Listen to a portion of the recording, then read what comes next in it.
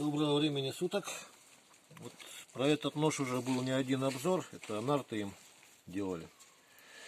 И вот от нартов вот такие вот остались у нас куски липы. Даже не знаю. Такие, вот примерно такие коры. Я их вот так вот и отодрал. Деревяшку вот эту вот, в общем. И из нее уже вот исклел тут такие штучки не выходят. Ну, в общем, там такие штучки вот из этой же вот, как вот из такой коры сделаны. Одна и вторая, вот если ну, видно там, увидит.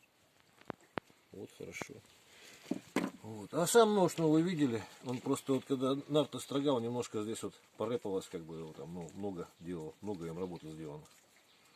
Что-то его полирнул, протравил опять еще раз. Рукоятку тоже вот. Такая красотища. Суверек такой вообще приятный. Ну, клиночек тоже. Клиночек очень порадовал, когда нарты делал. Ну и эта липовая кора, вот эта вот интересная штука такая оказалась. Она вот достаточно прочная. Это вот посмотрел канал один там. Добрые люди выкладывают, как лапти плетут. Вот действительно уж прочная очень. Интересная такая тема получается. В общем, всего доброго. До свидания.